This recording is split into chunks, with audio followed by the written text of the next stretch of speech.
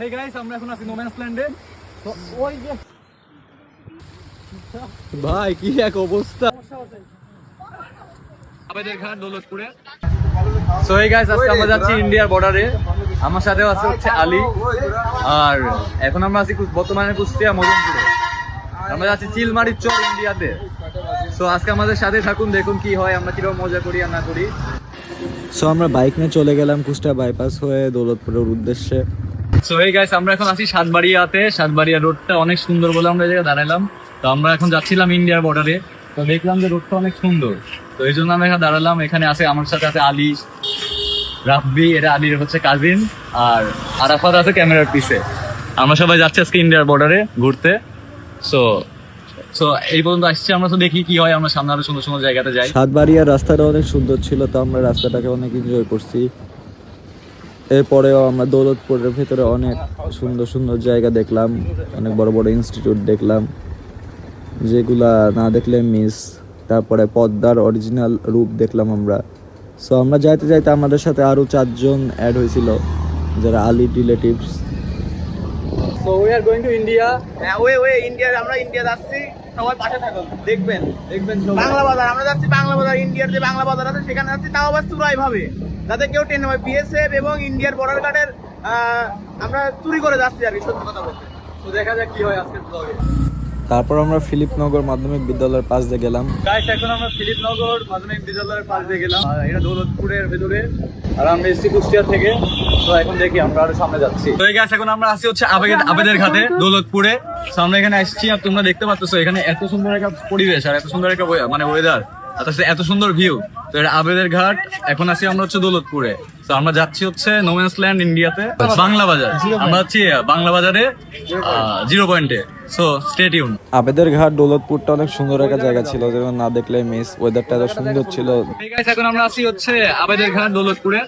So তুমি দেখতে পাচ্ছ এই জায়গাটা এত সুন্দর, আর এখানে এত সুন্দর একটা পরিবেশ, জাস্ট মানে ওয়াও। কিন্তু আমরা যাচ্ছি হচ্ছে বাংলা বাজার 0 পয়েন্টে, ইন্ডিয়ার বর্ডারের কাছে, ইন্ডিয়া বাংলাদেশ বর্ডার।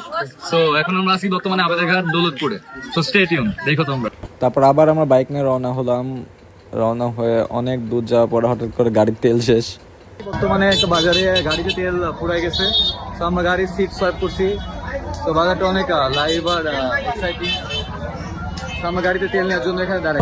তারপর আমরা সবাই একসাথে হলাম একটা ব্যারেজের মাঝে, যেটা পার করে আমাদের যাইতে হবে ইন্ডিয়ান নোম্যান্স ল্যান্ডে। বাট রাস্তার অবস্থা এত বাজে ছিল, এখানে একটা বড় আর একটা বউ আবার নতুন বিয়ে করে আসতেছিল, কিন্তু যাইতেই পারতেছিল না তারা। আমাদের অবস্থা এত বাজে হয়ে গেছিল, রোডের অবস্থা এত খারাপ।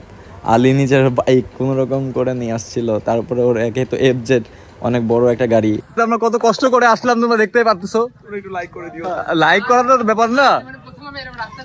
আমিও তো জীবনে প্রথমে এরকম রাস্তা দেখলাম ভাই, এরকম হয় জীবনের প্রথম এই রাস্তা দেখলাম।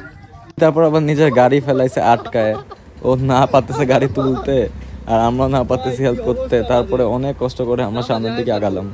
তো গাইজ, এখন আমরা আসি, তোমরা দেখতে পাচ্ছো কি বাজে অবস্থা। প্যান্টটা কোনটা একটু দেখা দাও। প্যান্ট আমাদের সবার উপরে, আর কাদা টাদা হয়ে অবস্থা একদম খারাপ।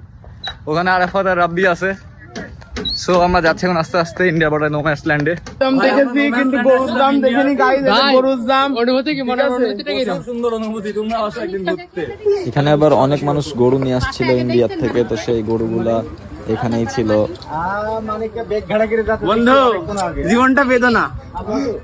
তো তারপর আমরা প্যাসেজ পাইলাম যে এখানে একটা পাট ক্ষেতের মাঝখান দিয়ে যাইতে হলো আমাদের বৃষ্টির ভেতরে ইন্ডিয়ান নোম্যান্স ল্যান্ডে 0 পয়েন্টে যাইতে, যেখান থেকে ইন্ডিয়ার বাংলাদেশ খালি একটা পিলারে দেখা যায়। পাটক্ষেত তোমরা দেখতে পারলে, পাটক্ষেত অতিক্রম করে আসলাম। এখন আমরা আবার ঢুকতে হবে, নাহলে আমরা বৃষ্টির ভিতরে আটকে যাবো ভাই। সাসা অন্যরকম অ্যাডভেঞ্চার। আমার সাথে আরাফাত আসছে আর রাব্বি আসছে, কারণ আর আমাদের গাড়ি ছিল, গাড়িগুলো আমরা কাটার জন্য আনতে পারি নাই। সো আমরা এখান থেকে এখনই দ্রুত তাড়াতাড়ি ব্যাক করবো, নাহলে খুবই বাজে অবস্থা যাবে ভাই। সো গাইস, তোমরা যেটা দেখতে পাচ্ছ নদীর ওই পারটা ইন্ডিয়া, আর আমরা এখানে দাঁড়াইছিলাম। আর এই ডিঙি নৌকা দিয়ে কিছু মানুষ ওই দিক থেকে এদিকে যাওয়া আসা করতেছিল, যেটা আমরা ক্যাপচার করছি। তোমরা দেখতে পাচ্ছ এটাই হচ্ছে সেই বাংলা বাজার, যেখানে আমরা চা খাইতেছি। এখানে বসে ওই যে ওইগুলো সব ইন্ডিয়ার জমি, ইন্ডিয়ার জায়গা, এই পাটক্ষেতটা পার হওয়ার পরে। সো আমরা অনেক চেকিং, বর্ডার গার্ডের চেকিং দেওয়ার পরে আমরা এখানে আসছি। তো এই হচ্ছে বাংলা বাজার। আমরা মেন যেখানে গেছিলাম বর্ডারে, সেখানে আমরা ফোন বার করতে দিই নাই, আর্মিরা ধরে। তো আমরা যেতে পারি না। এত কষ্ট করার পরে চলে এসেছি একটুখানি পরে ইন্ডিয়া, দেখতে পাচ্ছ ওই গাছগুলো ইন্ডিয়া দিয়ে। আর আমরা এখন এখানে দাঁড়া দাঁড়া সবাই চা খাচ্ছি। তো আজকে আমরা অনেক কষ্ট করে, সেটা তোমরা দেখতে পারো ভিডিওর ভেতরে, কিভাবে কাদার ভেতর দিয়ে আসলাম। তো আমি আছি, আমার সাথে আলী আছে, তো আমাদের সাথে আরো অনেক ভাই আছে, সুইট ভাই আছে, যার সাথে আজকে পরিচয় হয়েছে আমার। তো এই আর কি অবস্থা। So stay tune. এই যে আমরা ইন্ডিয়ার দাদা বাবুদের চা খেতে এসেছি। দাদা বাবুরা যা চা বানায় দোস্ত, কেমন ও কঠিন চা। দাদা বাবুরা খুব কঠিন চা বানায়। এই দাদা বাবুদের গরুটার দাম মাত্র 5,000 টাকা। বাংলাদেশ হলে কত হলো আপনারা এই বলে দেন, বাংলাদেশ হলে কত টাকা নিত? সো এই গাইস আমরা ঘুরলাম অনেক।